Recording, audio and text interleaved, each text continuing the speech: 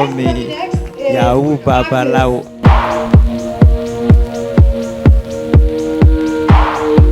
Our new Golden Stars Award 2023.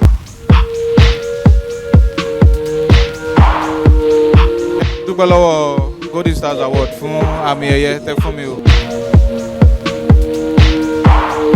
Dúpẹ́ lọ́wọ́ àwọn Golden Stars Award tí wọ́n fún mi ní award Face of Nollywood. Orí pé award yìí ó jẹ́ award tó special fún onítíátà.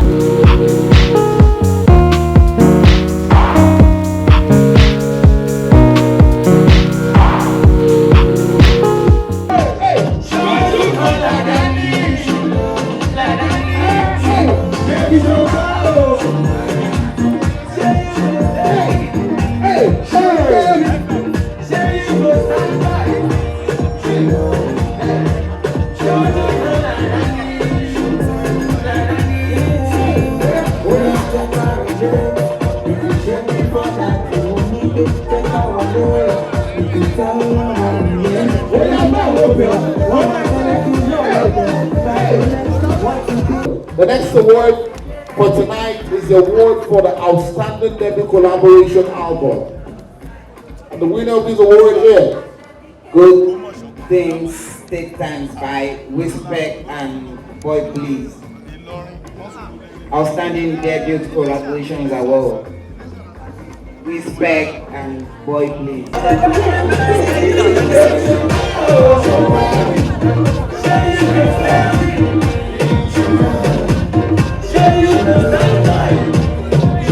Thank you very much. Thank you to the organizers of this award, Golden Stars Award. I appreciate you all. I dedicate this award to every upcoming content creators out there and everyone that wants to make it out of where they are. I dedicate this award to my parents, to the governor of Kwara State, Governor Abdulrahman Abdulrazak. I dedicate this award to every superstars out there and to everyone that wants to make it in life. Your dream is going to come true by God's grace. Thank you very much. Honorable, before you go, Honorable, I was just going to ask you a question because I saw recently when you talked. Please give it the mic, thank you. When you spoke about having to streamline or cut down some prank stars, right? You spoke about cutting down some prank stars or trying to school some people. Am I correct? So did you discuss with the Commissioner of Police in Lagos? Because they just said that they want to start checking out that some pranks are dangerous. So I just thought I want to ask you, were you the one that discussed with the Commissioner of Police? Well, you just called me after the event to talk about it. Thank you so much. For the Molehi Olufukemi Olanike, winner of the Businesswoman of the Year Award. Thank you.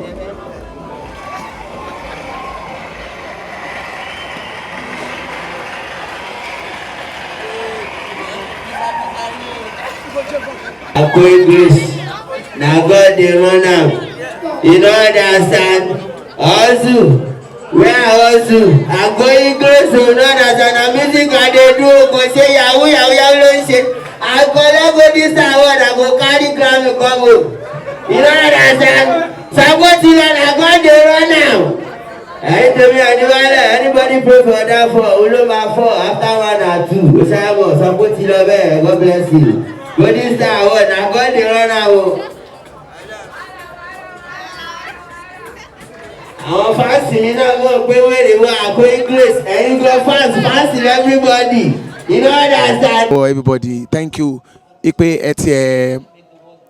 Out of everything, at which Raye Latima celebrate every one of us, and the celebration is tonle, you know, ayo ni tonle, you know, and organization yo wà ní dàrú nǹkan tó máa mú ata ni wá máa fi ṣe mọ́ Ọlọ́run ní gbé bá wa nǹkan tó máa tún mọ́dún kan tó máa yí ọdún kan fọ́dún kan náà ọdún kan wọ́n máa báyà máa lọ sókè sí dáre lórúkọ Jésù. Thank you. Jaga is here. Jesus èmi náà lọ́mọ yín akọrin má kọ tànù. Thank you. Congratulations. On behalf of the organizers, I hereby present this award to you on behalf of Oba Saliu.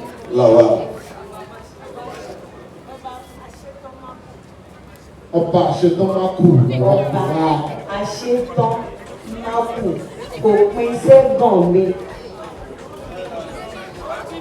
Thank you everybody. Thanks to the organizer of this. This is one for you, baby. This is huge.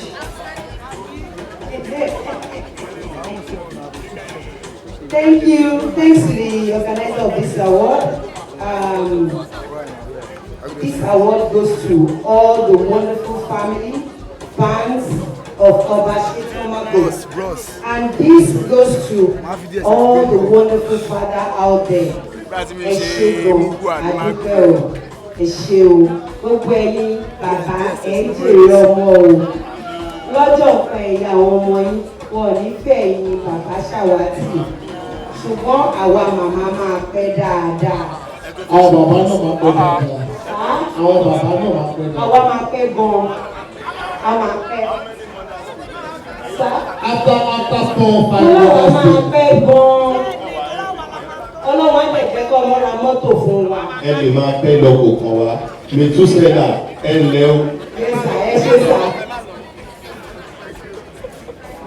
Thank you very much. Congratulations. This one is for the young entrepreneur female, and it also goes to Oloworo One-year. Congratulations. Yeah, thank you for this beautiful award again. On behalf of GSL Foundation, I say a very big thank you to everyone that's made this possible. God bless you, give us really in the life. And on behalf of Oloworo One-year as the Young Entrepreneur of the Year female, we say a very big thank you to the organizers and thank you all for the love of the votes. Thank you for listening. Congratulations to the winners. The next one I have here with me is the Outstanding Movie Producer of the Year. Golden Stars Award 2023 and goes to none other than Oluomo Ajao. Ẹ ṣé gbogbo ẹ̀yin ará létí ẹ̀ ń wò wá. A wà ní Golden Stars Award 2023. Inú mi dùn gan-an. Mo dẹ̀ dúpẹ́ lọ́pọ̀lọpọ̀ fún Golden Stars Award tí wọ́n kà mí yẹ láti lè fún mi ní ìdí. Mo dúpẹ́ lọ́wọ́ Ọlọ́run àti àwọn tá a jọ wà ní kàtígórì gbogbo wa ní winner. So Ọlọ́run ọba ò ní fi Golden Stars Award sílẹ̀ àti àwọn èèyàn jàǹkànjàǹkàn tó wà níbí báyìí nírọ̀lẹ́. Inú mi dùn wà níbí báyìí.